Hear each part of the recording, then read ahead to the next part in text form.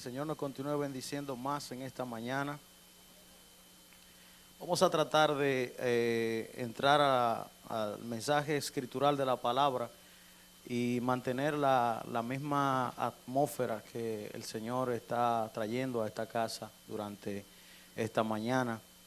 Y de manera especial y específica, quiero compartir la palabra del Señor con cada uno de ustedes y los que nos están mirando a través de las redes sociales y de la internet, y puedan también ser edificados conforme al modelo escritural, a la realidad que el Señor ha venido tratando en nuestras vidas. Hoy, de una manera especial, yo quiero comenzar a hablar de un tema que a lo largo de la vida cristiana, de una forma u otra, ha sido secuestrado en el sentido del mal uso y de la mala información que se ha administrado tocante a lo que vamos a ver en esta mañana. En este día yo quiero hablar sobre el tema conforme al orden de Melquisedec, pero específicamente lo que tiene que ver la parte del diezmo. ¿Escuchó bien? El diezmo. Quizás para mucha gente esto va a sonar familiar, pero para otros va a sonar un poco extraño. La intención en esta mañana es que nosotros podamos crecer como iglesia integral, y de la única manera de nosotros poder crecer como iglesia integral es cuando en la casa nosotros somos alimentados con todos los nutrientes que el cuerpo necesita. Amén. Y no se hace esperar hablar sobre lo que tiene que ver el diezmo en la casa del Señor.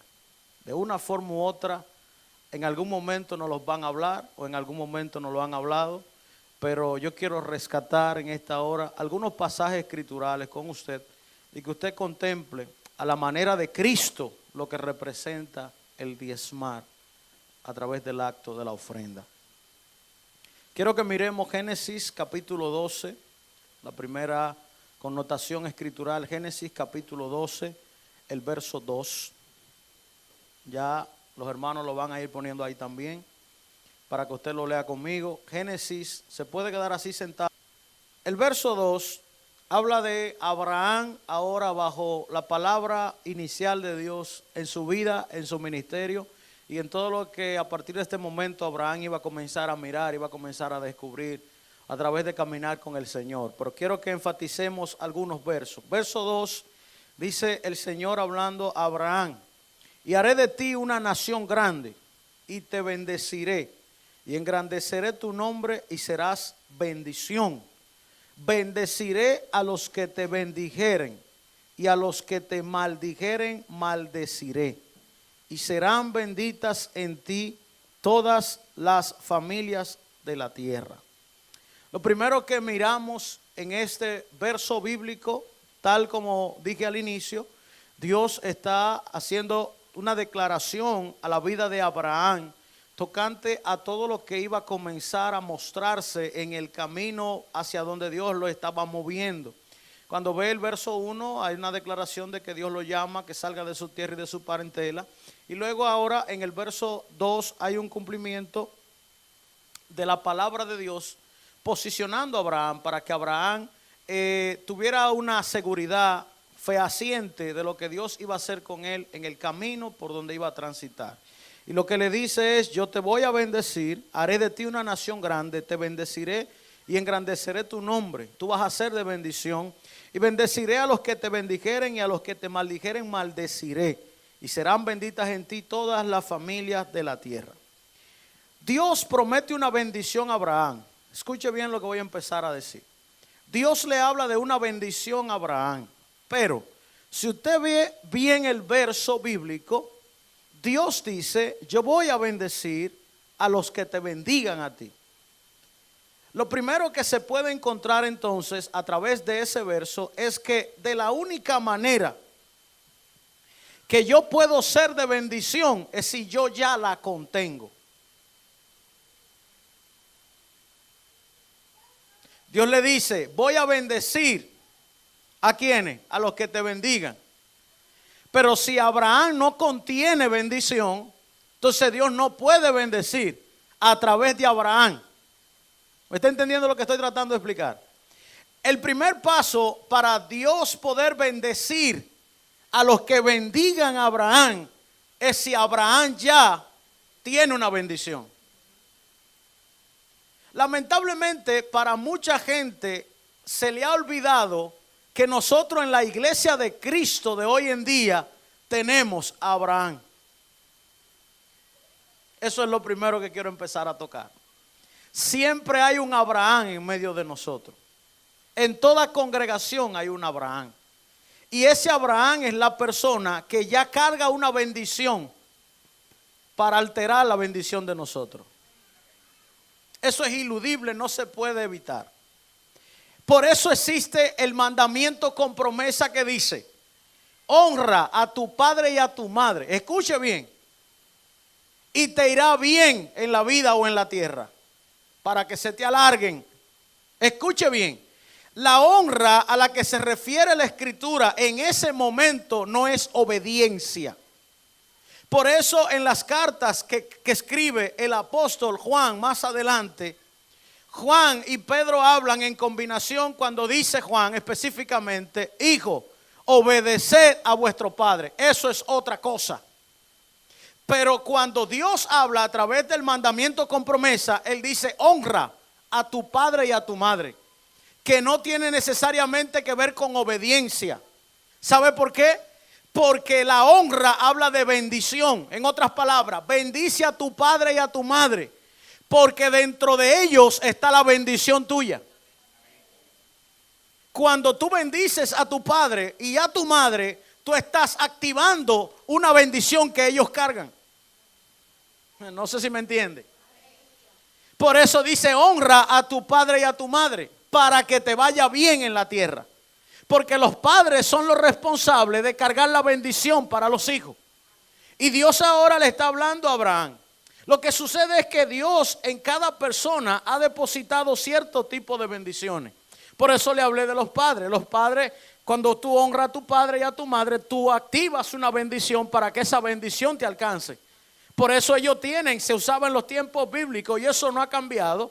Desde los modelos de Abraham, desde los patriarcas, se usaba que el padre tenía que dar una bendición a los primogénitos y a sus hijos. Y cada quien, cuando entraba en la posición como hijo, era bendecido de acuerdo a las palabras que declaraba el padre. Si el padre decía: usted va a servir a su hermano, aunque éste fuera más grande, tenía que terminar cumpliendo la palabra que salió de la boca del padre. El problema es que a nosotros como iglesia se nos ha olvidado muchas veces que cargamos una bendición, pero necesitamos activarla. No me entiende. ¿Por qué? Porque nosotros entendemos que Dios como Padre ya tiene y nos dio la bendición. Pero hay mediadores que Dios utiliza en momentos específicos que cargan un antes o una activación hacia lo que nosotros necesitamos.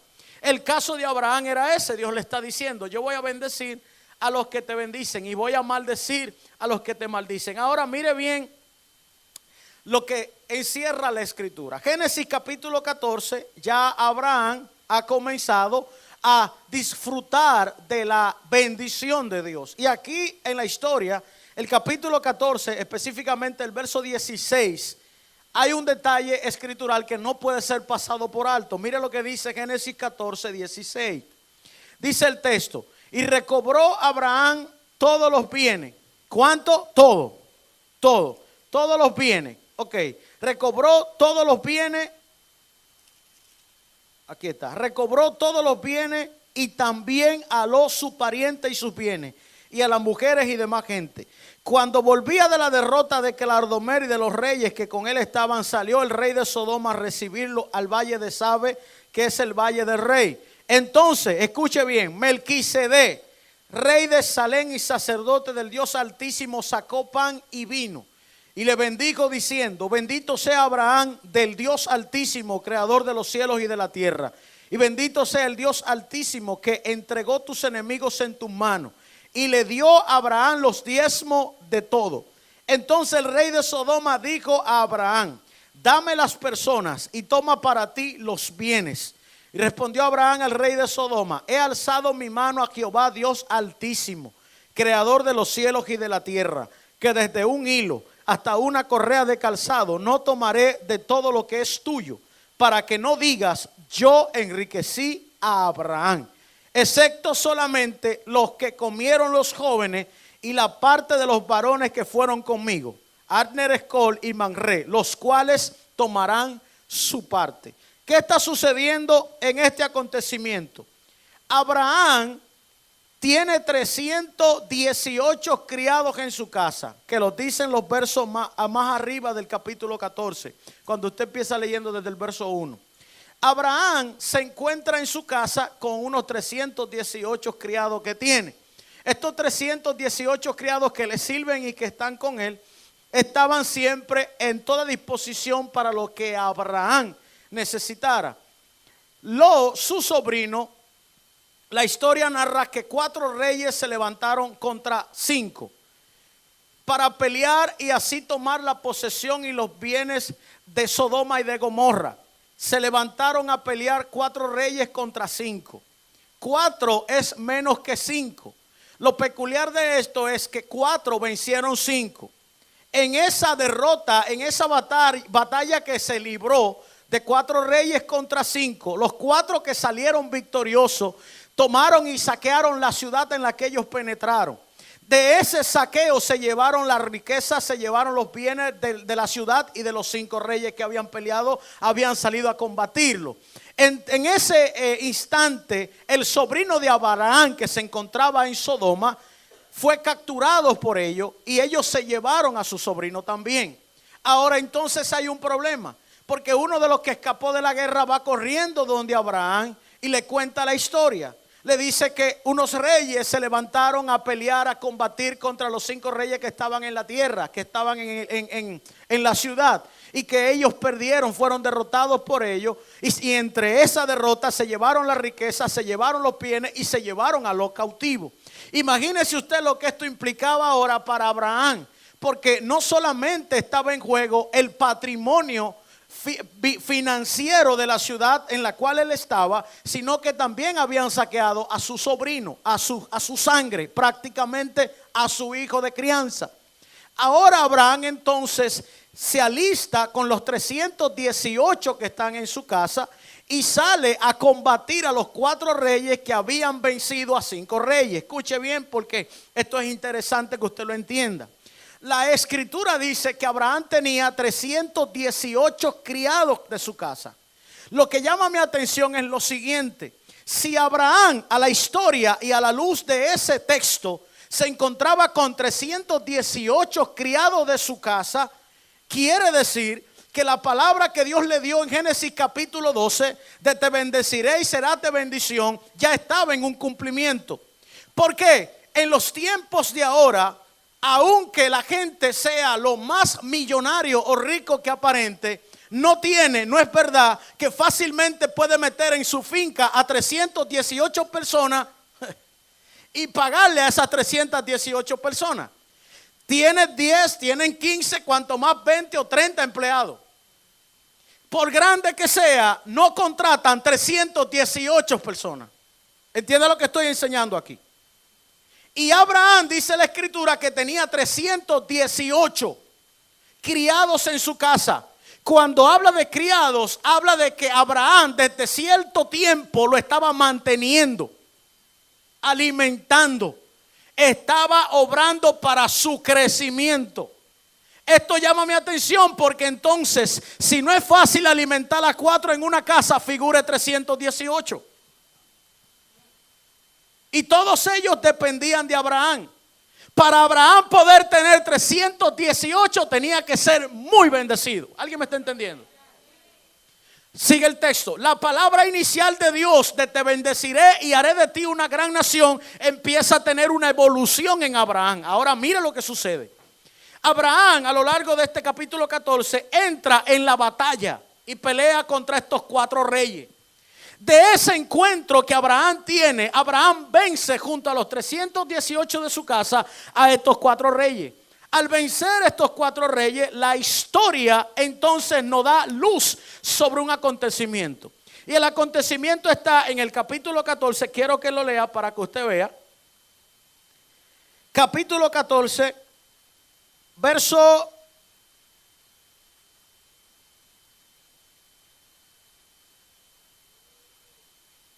10 puede ser.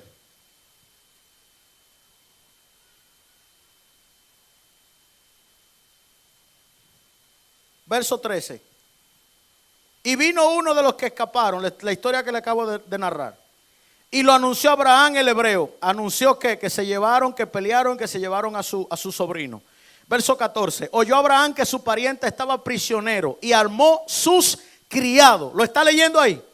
Armó sus criados, los nacidos en su casa. Y mire el número, 318, y los siguió hasta Dan.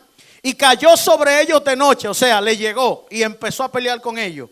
Él y su siervo, y les atacó y les fue siguiendo hasta Oba al norte de Damasco. Y recobró todos los bienes, y también aló su pariente y sus bienes, y las mujeres y demás gente. Ahora mire el 17, el acontecimiento que ocurre.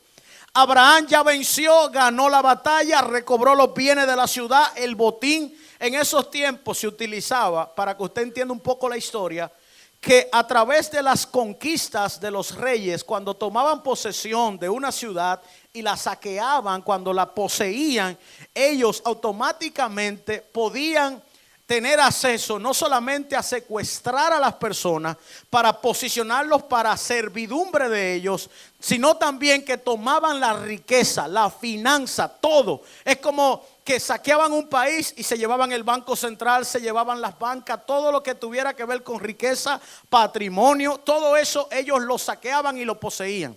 Ahora Abraham viene de recobrar todo eso que esos 4 reyes habían saqueado, habían tomado. Y mire lo que dice: cuando volvía de la derrota de Kedorlaomer y de los reyes que con él estaban, salió el rey de Sodoma. ¿Por qué el rey de Sodoma? Porque a donde Abraham está retornando es a Sodoma. Recuerde que le dije que a Sodoma fue que saquearon. ¿Me está siguiendo?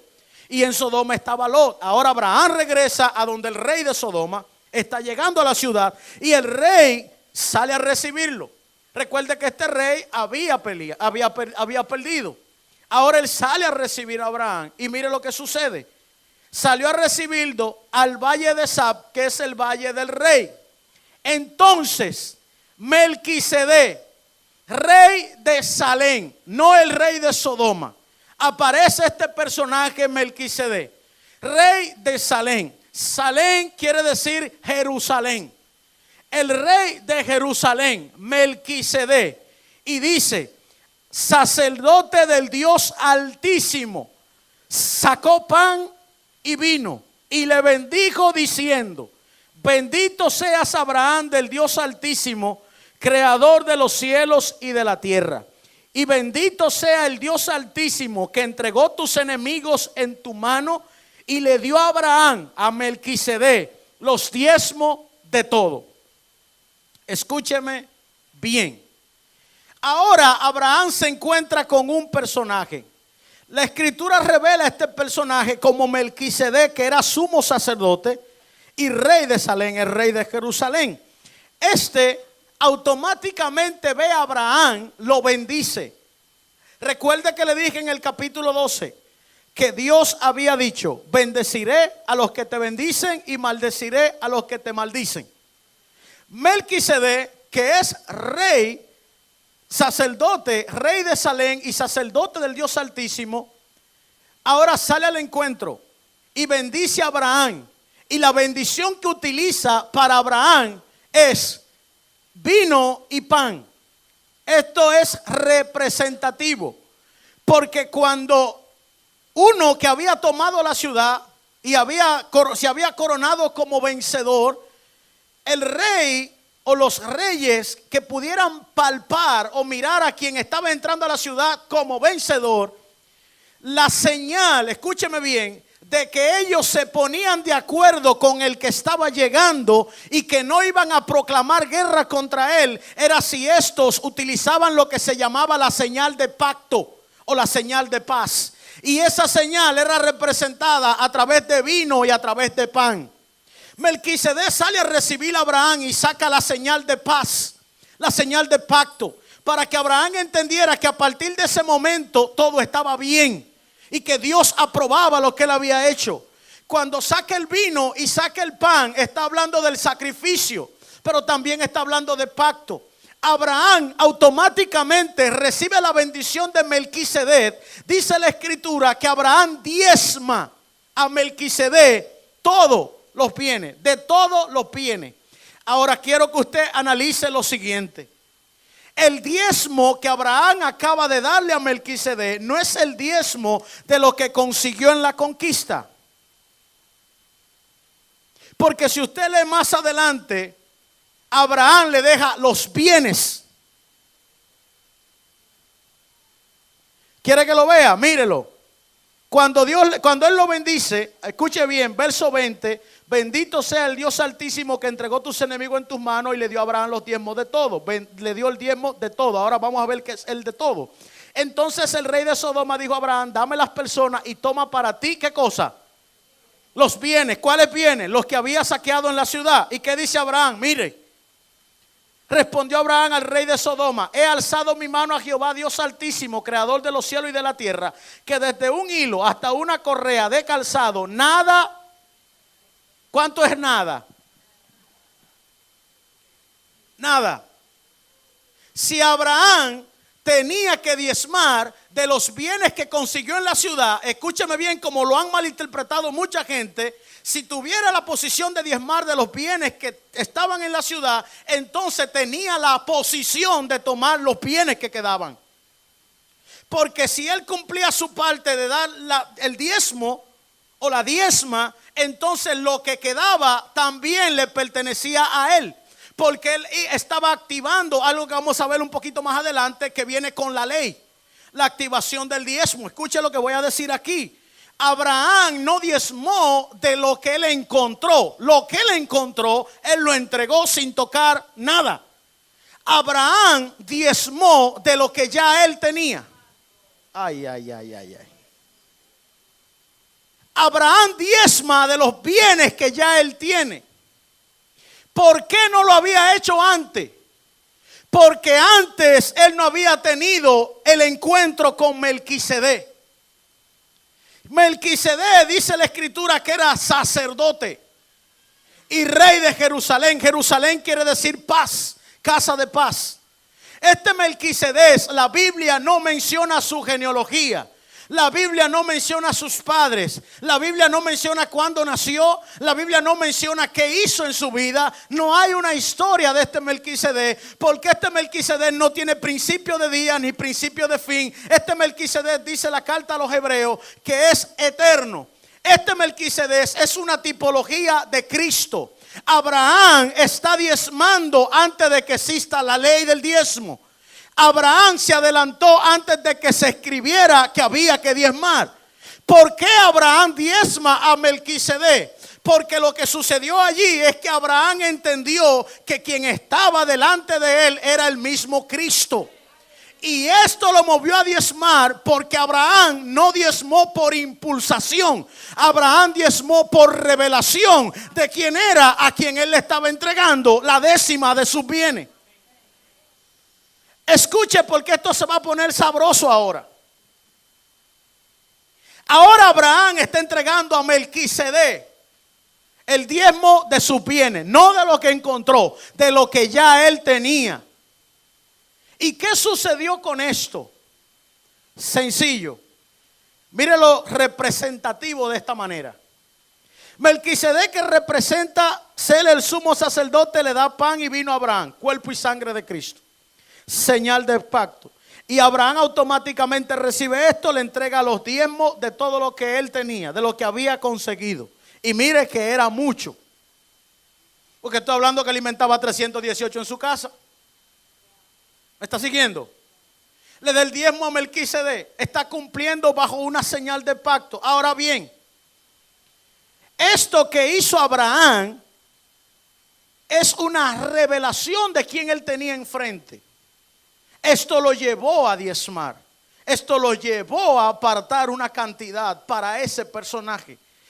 La Biblia dice que a partir de ese encuentro con Abraham y con Melquisedec, nunca más en la historia, hasta ahorita que vamos a ver, vuelve a mencionarse Melquisedec.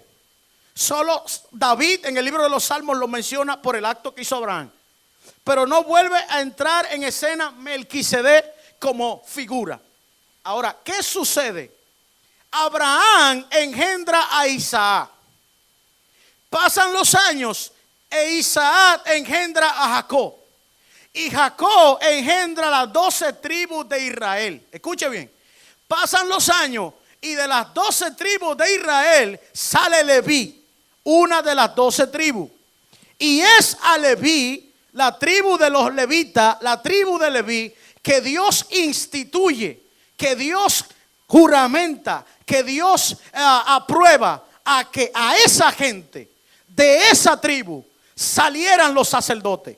Y que a esa gente, a partir de ese momento, se diezmara. Escuche lo que estoy diciendo aquí. Y es allí a donde cae la ley, que ahora ya se da la ley al pueblo, y a través de ella Dios exige el diezmo. Ahora, ¿qué es lo que quiero enseñar? Abraham diezmó antes de que hubiera ley. Abraham diezmó por revelación. Ahora, ¿para qué la ley entonces? Para eso tenemos que mirar qué quiere decir en el original o la composición español lo que quiere decir diezmo. Miremos lo que quiere decir esta palabra. El diezmo, para los que saben y no lo saben, dice en latín, el diccionario, que su sinología quiere decir un impuesto del 10%. Escúcheme bien. En otras palabras, es la 10ª parte de los haberes, que usualmente se refieren a producción o a comercio.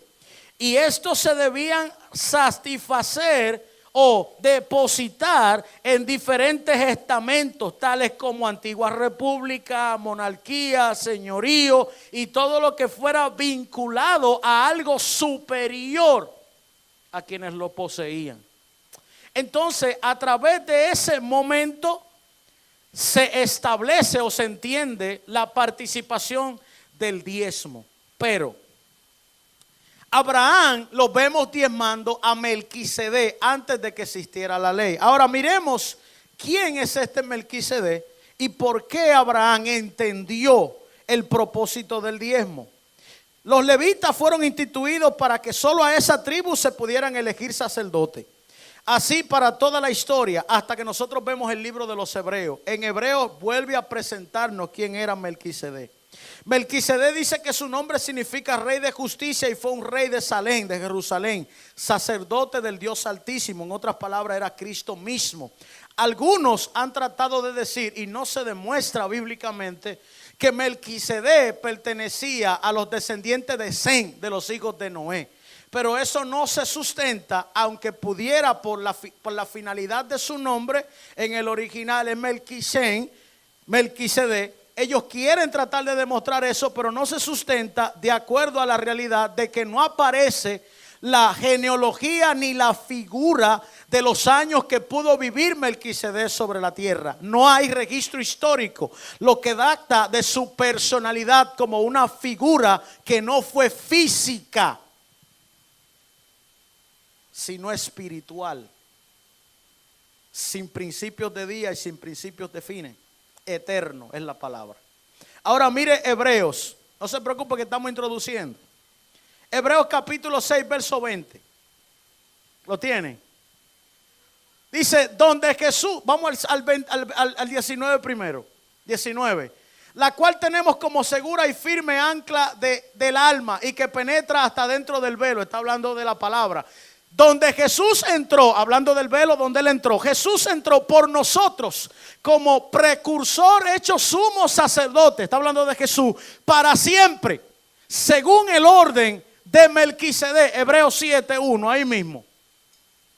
Porque este Melquisedec, rey de Salem, sacerdote del Dios Altísimo, que salió a recibir a Abraham, que volvía de la derrota de los reyes y le bendijo, verso 2, a quien asimismo dio Abraham todos los diezmos de todo, cuyo nombre significa primeramente Rey de Justicia y también Rey de Salem, esto es Rey de Paz. 3, sin padre, ¿se da cuenta? Melquisedec, sin madre, sin genealogía, que ni tiene principio de días, ni tiene fin de vida, sino hecho semejante a ¿quién? ¿Quién es el Hijo de Dios? Siga leyendo. Permanece sacerdote para siempre. No fue sacerdote mientras Abraham apareció en escena. No fue sacerdote después que Abraham diezmó. Abraham diezmó y él era sacerdote. La ley apareció y él era sacerdote. Jesús apareció, Jesús mismo apareció y él era sacerdote. Jesús murió y resucitó y él sigue siendo sacerdote. Aquí estamos nosotros, la iglesia de Cristo, que somos el cuerpo de Cristo y él sigue siendo sacerdote. Porque la escritura dice que él permanece sacerdote para siempre. Ahora escuche, siga verso 4. Considerad, ¿qué es considerar? Meditar. Pues, tomar en cuenta cuán grande era este Melquisedec, a quien aún Abraham el patriarca dio diezmo del botín. Ahí la palabra figurativa es botín. Siga, verso 5. Ciertamente los que de entre los hijos de Leví reciben el sacerdocio, recuerda, los levitas, tienen mandamiento de tomar del pueblo los diezmos porque son sacerdotes. Le voy a explicar eso ahora. Según la ley, es decir, de sus hermanos, aunque estos también hayan salido de los lomos de Abraham. 6. Pero aquel cuya genealogía no es contada, Melquisedec, de entre ellos tomó de Abraham los diezmos y bendijo al que tenía. Cuando Abraham tuvo las promesas, Génesis 12, ¿qué dijo Dios? Bendeciré a quien te bendijera y maldeciré al que te maldijera. Verso 7, vamos a terminar este capítulo. Y sin discusión alguna, el menor, ¿quién es el menor entre Abraham y Melquisedec? Abraham es el menor. ¿Y qué dice el texto? Sin discusión alguna, el menor. Abraham solo dio los diezmos. Melquisedec solo le dio pan y vino. Pero el hecho de esa acción trajo una respuesta de la cual Abraham iba a disfrutar durante toda la vida, y no solo él, sino sus hijos. Porque sin ninguna discusión, el mayor es bendecido, el menor es bendecido por el mayor. Siga leyendo verso 8. Y aquí ciertamente reciben los diezmos hombres mortales. Cuando habla aquí, habla de la tierra. Pero allí, en el acto, uno de quien se da testimonio que vive, Melquisedec, Cristo. Siga leyendo, 9. Y por decirlo así, en Abraham pagó el diezmo también. ¿Quién? Leví. Todavía Abraham no tiene a Isaac. Isaac tuvo a Jacob, pero todavía no sale Isaac. Es decir, que todavía está muy lejos Jacob, pero fue Jacob el que tuvo a Leví. Estoy hablando de más de 3 generaciones. Y desde el día que Abraham reconoció quién estaba delante de él y le entregó su diezmo, al hecho de él o al acto de él entregar ese diezmo, no solamente fue bendecido él, sino que su bendición alcanzó a Isaac, que todavía no llega al vientre, alcanzó a Jacob, que todavía no está pensado, pero no solo a él, sino a Leví, a quien más tarde se iba a instituir como la tribu que iba a recoger los diezmos. Ahora siga leyendo porque esto no se acaba. 10. Porque aún estaba en los lomos de su padre. Los lomos son los hombros, la espalda. La espalda representa algo que está atrás, pasado, o algo que todavía no se puede ver. Y lo que está diciendo es, esa gente, Leví, estaba atrás, todavía no se pensaba de ellos. Y ya, antes de llegar al mundo, estaban bendecidos. Ay, no me entiende. Cuando Melquisedec le salió al encuentro, verso 11. Si pues la perfección fuera por el sacerdocio levítico, porque bajo él recibió el pueblo la ley, bajo Leví, bajo los levitas, es que se instituye la ley para el diezmo. Escuche bien.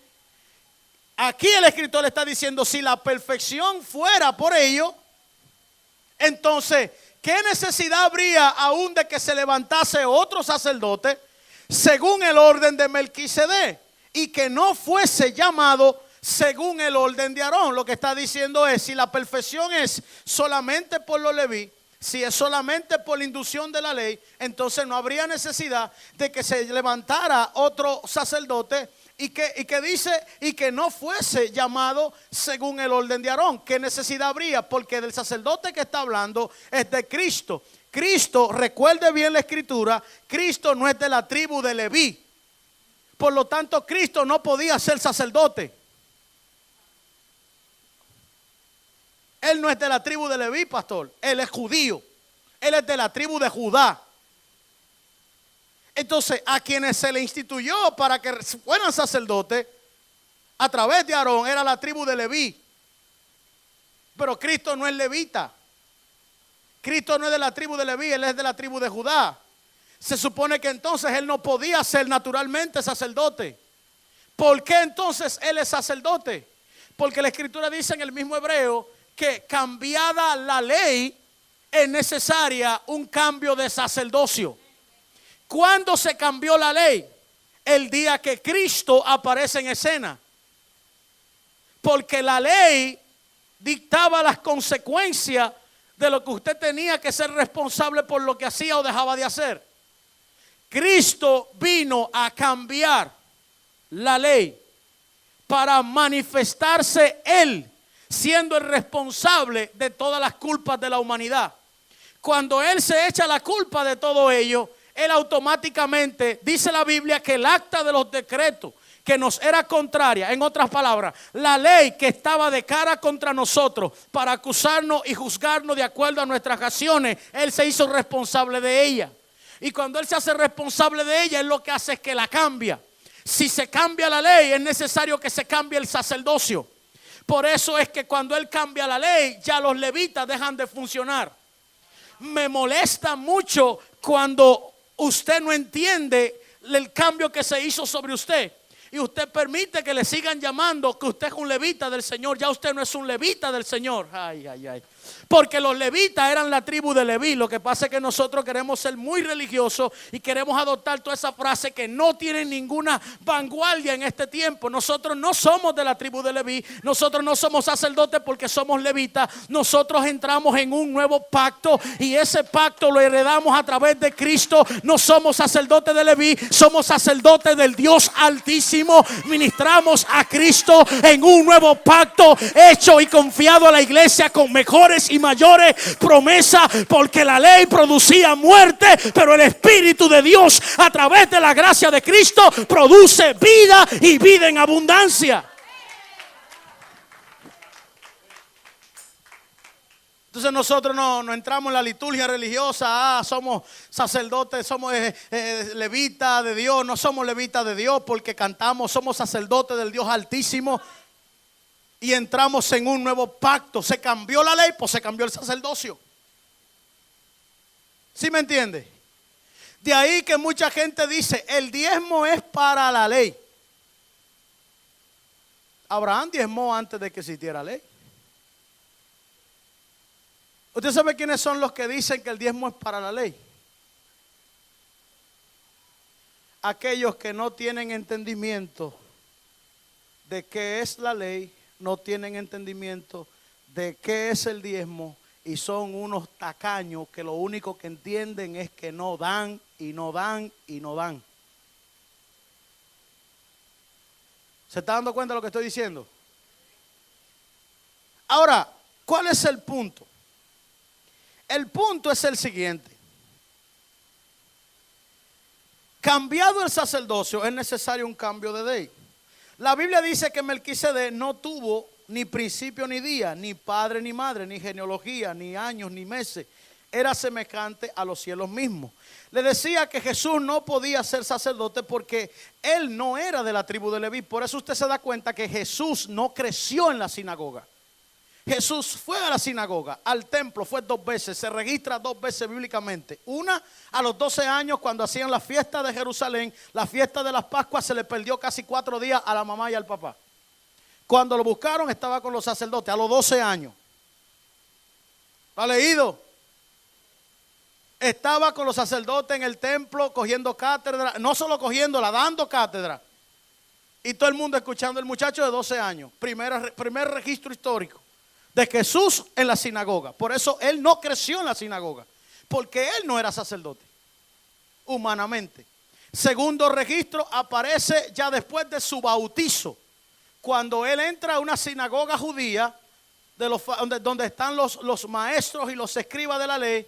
Y ahora él toma el rollo y se le revela la porción escritural de Isaías, que dice: el Espíritu de Dios está sobre mí porque me ungió Dios para dar buenas nuevas, y todo lo que nosotros conocemos. Que enrolló el rollo y se lo dio al ministro que estaba en la congregación. Y los ojos de todos estaban puestos sobre él. Lucas capítulo 4, lo puede buscar en su Biblia. 2 veces se registra a Jesús en el templo, en la sinagoga. ¿Por qué? Porque él no era sacerdote. Ahora bien, él creció en una carpintería con su papá José, su padre, por así decirlo, el padre que lo crió. Biológico, qué sé yo. Biológico, bueno, quizás no, porque él es del espíritu, usted sabe. Pero para que me entienda. El padre figurativo, el terrenal, ok. Creció en la carpintería con su papá, haciendo el oficio de su papá. No creció en el templo, porque él no era sacerdote. Lo que sucede es que, cambiada la ley, es necesario un cambio de sacerdocio. Y por eso ahora el sacerdocio que nos representa a nosotros no es de la tribu de Leví, sino de la tribu de Judá. Porque se cambió la ley. No tiene nada que ver con eso, porque él es sacerdote eterno. Abraham tomó los diezmos de todo y diezmó a Melquisedec. Entendió el pacto, diezmó por revelación de quién estaba delante de él, diezmó antes de que existiera pacto. Ahora mire algo que dice la ley, para que se entienda algo que nosotros necesitamos entender respecto a esto. Un verso que lo hemos escuchado siempre que hablamos de diezmo, ese verso no se queda. Quise traerlo para que usted lo vea y contemple un asunto. Malaquías capítulo 3, verso 7. La ley, aquí ya finalizando su temporada. Desde los días de vuestros padres os habéis apartado de mis leyes. Lo primero es, cuando usted lea Malaquías capítulo 3 y lea desde el verso 1, se dará cuenta que una de las respuestas de Dios contra el pueblo de Israel fue en este capítulo muy específica a la tribu de Leví. Si lo lee desde el verso 1 se dará cuenta, pero por asunto de redimir el tiempo quiero irme al 7. Desde los días de vuestros padres, esos padres Abraham, Isaac, Jacob, ¿me sigue? Os habéis apartado de mis leyes y no la guardaste. Recuerde que con la aparición de las 12 tribus de Israel entra en vigencia a través de Moisés, a través de las tablas de los mandamientos, entra en vigencia las leyes. Las leyes lo que hacían era mediar para la conducta del pueblo, para que el pueblo pudiera tratar de, ¿verdad?, responderle a las demandas de Dios y todo eso. Eso lo sabemos bien. Ahora está diciendo, desde esos días ustedes se apartan de mi ley y no la guardaron. Volveos a mí y yo me volveré a vosotros, ha dicho Jehová de los ejércitos. Más dijiste. Esa gente dijeron, ¿en qué hemos de volvernos a ti? ¿Qué es lo que estamos haciendo mal? ¿Por qué tenemos que volver para atrás? ¿Qué estamos haciendo mal? ¿En qué debemos de reflexionar? Versos 8. Ellos mismos. ¿Robará el hombre a Dios? La pregunta. Pues vosotros me habéis robado. Ellos dicen, ¿robará el hombre a Dios? Es el mismo texto. Y Dios responde, pues vosotros me habéis robado. Y dijiste, porque tiene una conversación. ¿Me sigue, por favor? Tiene una conversación. Ahora a ellos les toca preguntar, ¿nosotros en qué te robamos? ¿Por qué tú dices que te robamos? ¿En qué te hemos robado? ¿Qué dice? En vuestro diezmo. Verso 9. Maldito sois con maldición, porque vosotros la nación toda me habéis robado. Verso 10. Traed todos los diezmos al alfolí, y haya alimento en mi casa. Y probadme ahora en esto. El único verso en toda la escritura en la que Dios exige que lo prueben por algo, que lo reten. El único verso en toda la escritura, en los 66 libros, que se presenta a Dios diciendo: ¿quieres ver para qué yo soy capaz? Pruébame, rétame, desafíame. Probadme ahora en esto, dice Jehová de los ejércitos, si no os abriré las ventanas de los cielos y derramaré sobre vosotros bendición hasta que sobre y abunde. Escuche esto. Hasta esto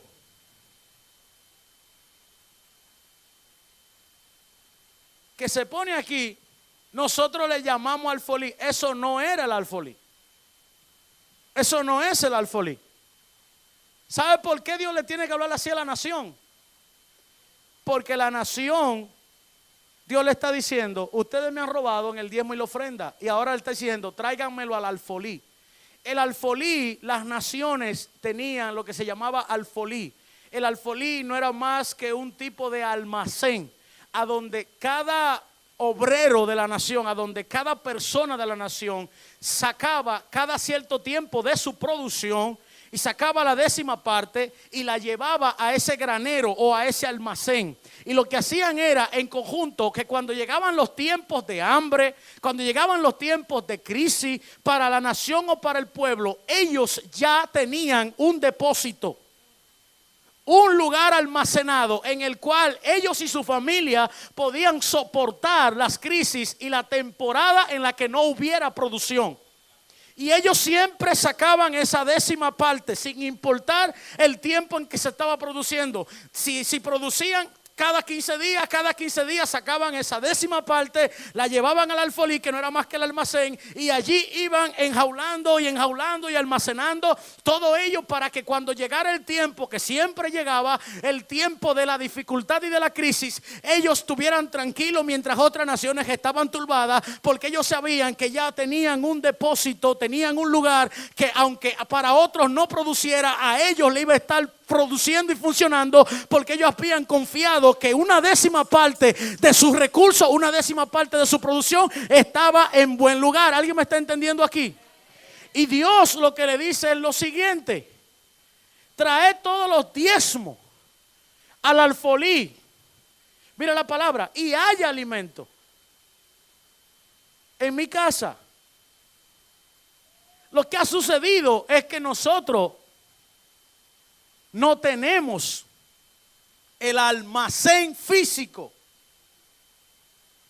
que ellos tenían.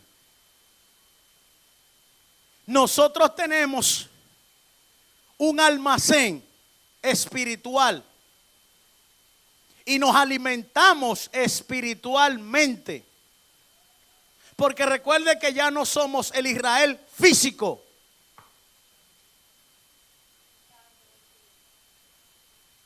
Sino el Israel espiritual. Por lo tanto, nosotros no se nos va a tratar como en los tiempos de la ley para el Israel físico. Pero las medidas, escuche bien, porque esto le va a romper la vaca religiosa a gente aquí. Las medidas y los propósitos de Dios no han cambiado. Escuche lo que voy a decir. Esto es serio lo que voy a decir. Recuerde esto. Siempre, y esto tiene que ser entendido a la máxima expresión. Escuche bien lo que voy a decir aquí. Le dije hace rato que los diezmos no son de la ley. Los que dicen que los diezmos son de la ley son tacaños y no quieren hacerlo. No entienden la ley, no entienden sacerdocio, no entienden revelación. Lo único que ellos entienden es que tienen una excusa para no dar. Escuche lo que voy a decir aquí, le dije que es serio. Nadie ni su mamá, ni su papá, ni su sobrino, ni su tío, ni quien vive con usted, ni su hijo, nadie. En la tierra nadie se mete, ni le interesa, ni le preocupa lo que usted hace con su 90%. Poco amén. Nadie le importa que cuando usted cobra su salario se va a JCPenney, qué sé yo, y compra ropa, lo que sea, con su 90%. A nadie le importa cuánto ron usted gastó, cuánto usted gasta, cuánta droga se mete, cuánto desbarata, cuánta comida chatarra se come, cuántas piscinadas hace o lo que sea, qué sé yo, como le digan aquí, lo que sea. Barbecue. A usted nadie le importa eso. Nadie dice, wow, tú no tenías que comprarte ese McDonald's, cuesta 7 pesos, tú tenías que guardar eso. Nadie le importa si anual colotazo usted se cambia el carro, se mueve de apartamento, compra una plasma. A nadie le importa, nadie se mete con eso. Es más, usted lleva gente a su casa y dice, ven para que vea la sala nueva que compré. Y la gente lo que dice, wow, qué bien, ¿cuánto diste? No, di $7,000, $8,000, no importa. La gente, bueno, puede decir, bueno, un poco caro, pero está bien, para los gustos, los colores, los lujos anyway, a nadie le importa el 90. El problema está, escúcheme, el día en que usted empieza a sacar su 10. ¿Y esto por qué, pastor? Porque el mismo Cristo se enoja con una mala práctica del diezmo y de la ofrenda. Pero también las tinieblas se revelan cuando usted hace una buena práctica del diezmo y de la ofrenda.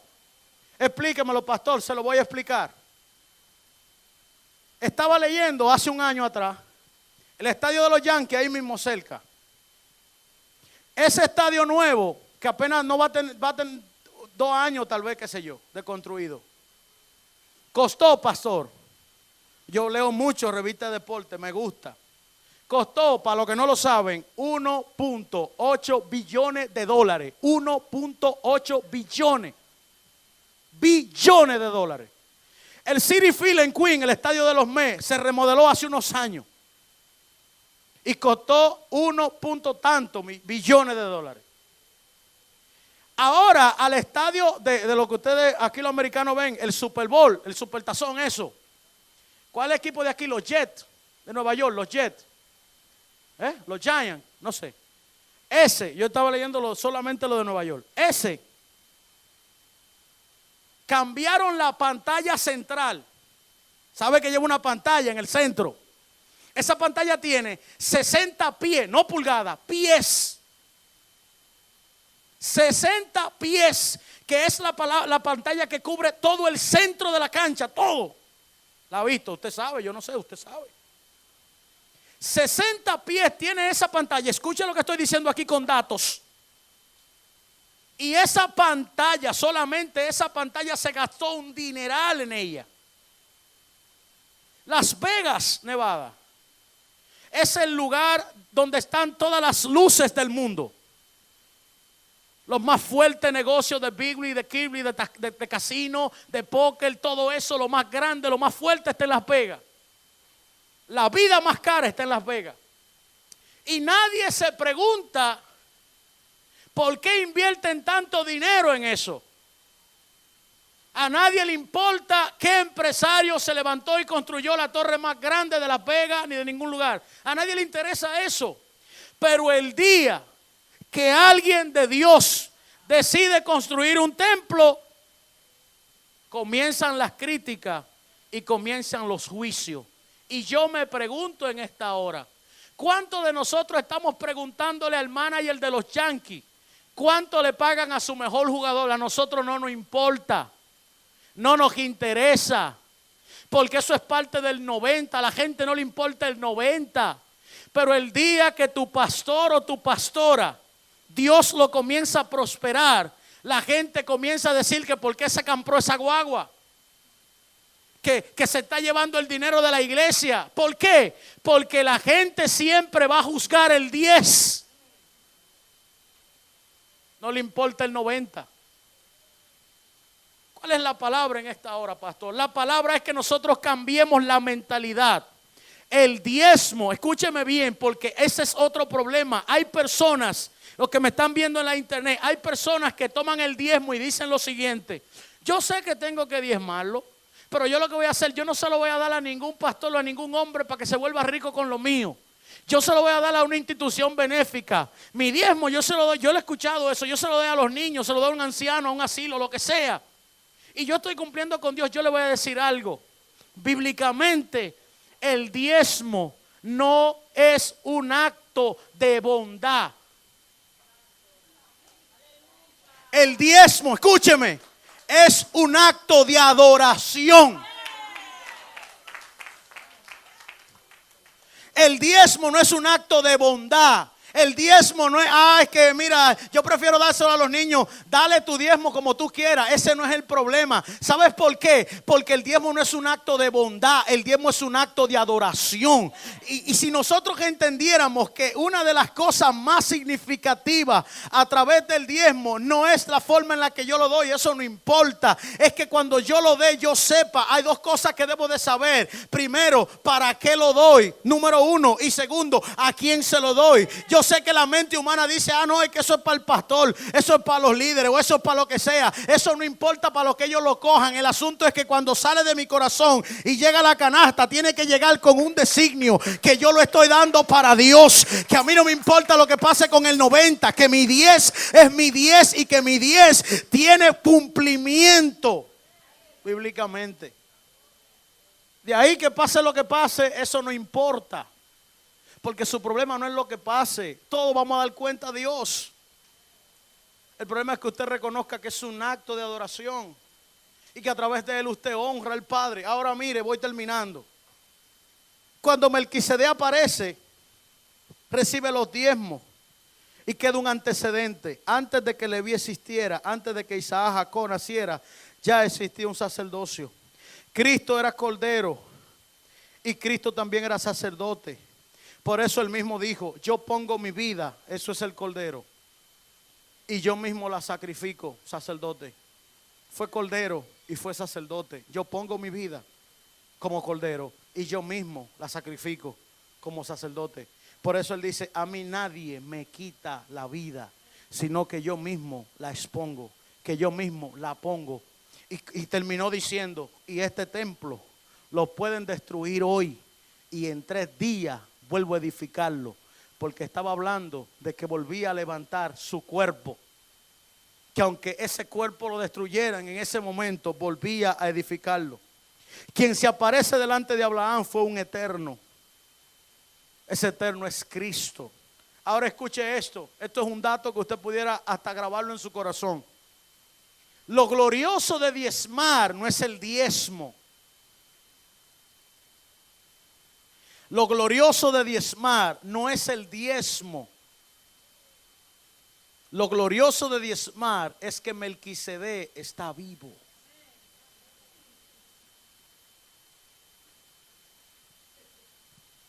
Si yo entiendo que Melquisedec está vivo y que él es sacerdote para siempre, a mí no me interesa más nada. Y si él es para siempre, por lo menos yo personalmente, yo, Jonathan Débora, si Melquisedec está vivo para siempre, yo por lo menos yo voy a diezmar para siempre.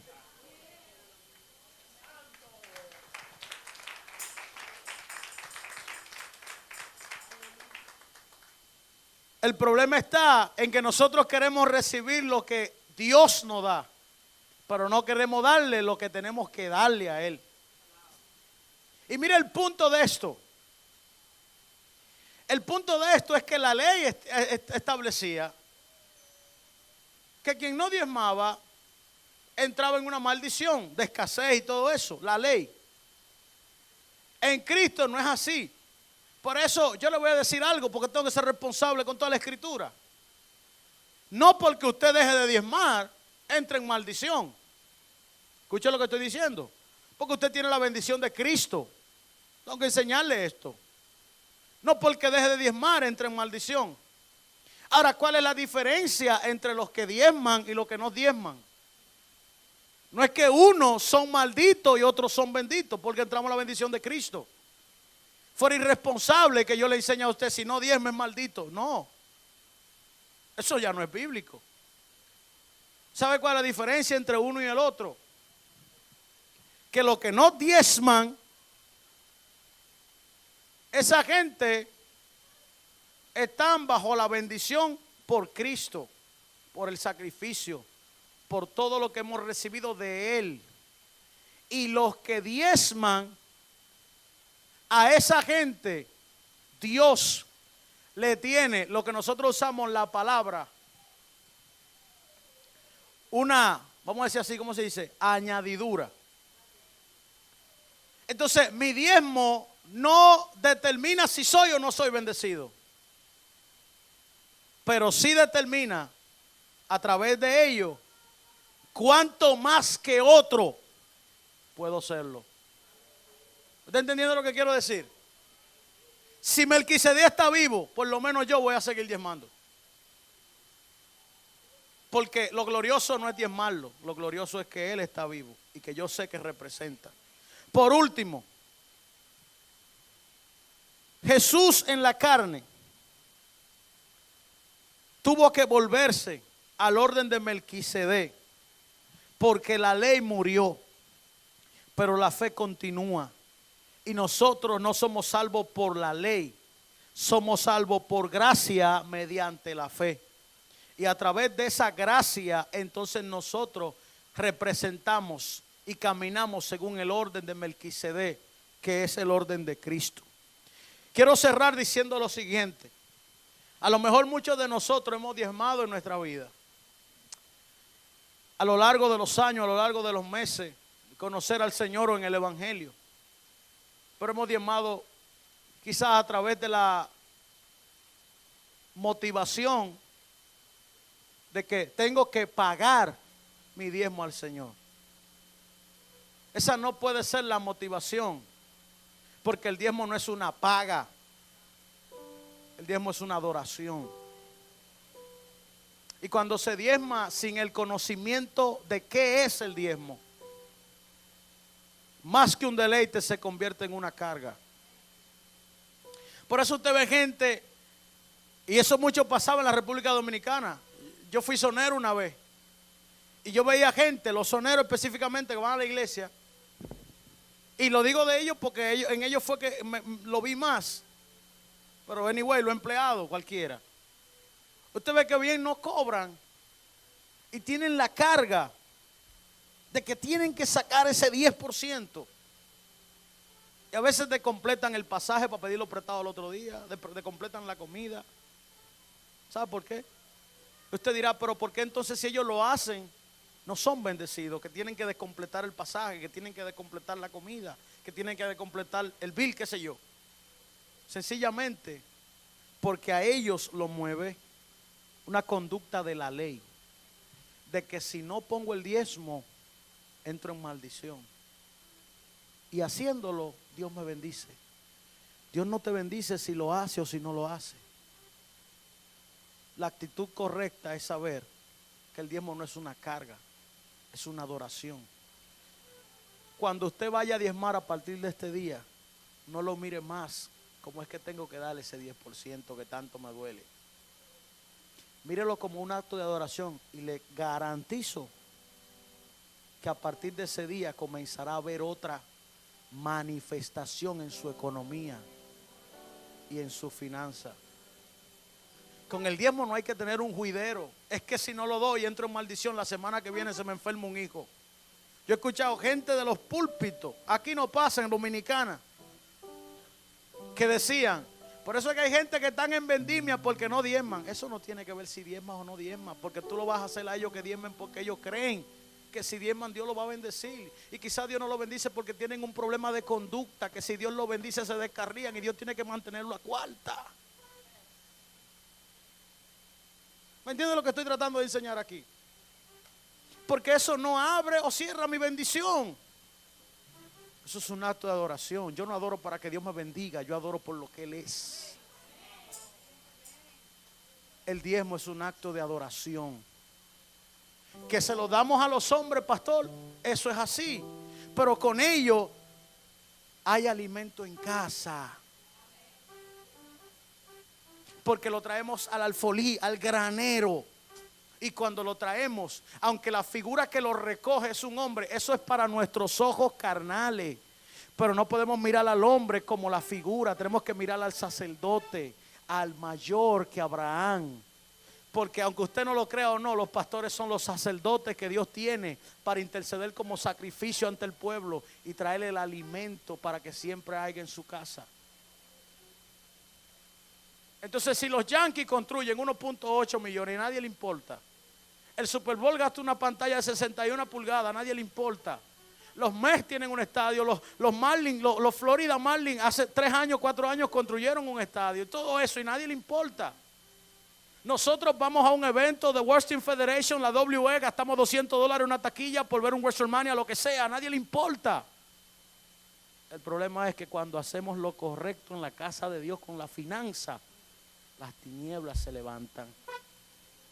Porque la adoración correcta estremece las tinieblas. Póngase de pie, mi amado, vamos a orar en esta hora. 2 cosas.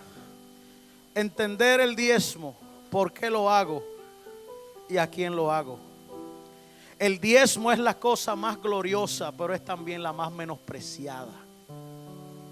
Porque el no entenderlo causa problemas en quienes no lo comprenden. Ofrendar y diezmar correctamente molestan las tinieblas, pero hacerlo correctamente, hacerlo incorrectamente molesta a Cristo. A nadie le importa qué tú haces con tu 90%. Nadie te va a criticar hasta que tú no des tu primer diezmo.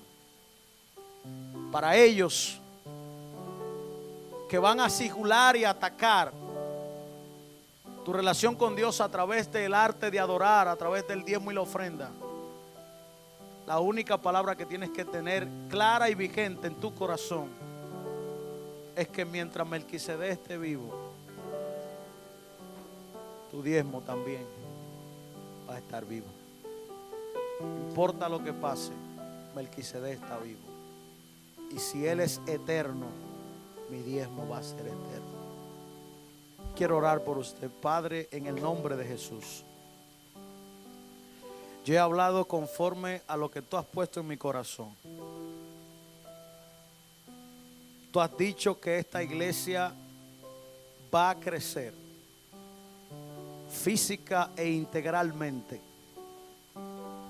Y oramos, Señor, para que la economía de la gracia que se manifiesta a través de los hijos en la casa sea multiplicada en todas las áreas de nuestras vidas. Aquí hay hijos, Señor, que creen por revelación en lo que es el diezmo, en lo que es la ofrenda. Nosotros nos vamos a darte a ti a partir de este día, nunca más algo que no exprese adoración. Señor, y no te estamos diciendo con esto te vamos a dar para que tú nos des.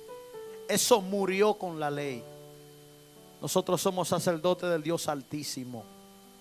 Y como ministros competentes de un nuevo pacto, nosotros levantamos, Señor, una generación que entiende que el diezmo y la ofrenda es un acto de adoración. Queremos adorarte con nuestro diezmo y nuestras ofrendas. Permítenos disfrutar, Señor, al hacerlo, y que tu nombre siga siendo glorificado, aún aquellos que lo han mancillado por la mala praxis y la mala práctica. Nosotros declaramos una generación limpia, una generación limpia para adorarte a ti, Señor, en el nombre de Jesús. En el nombre de Jesús.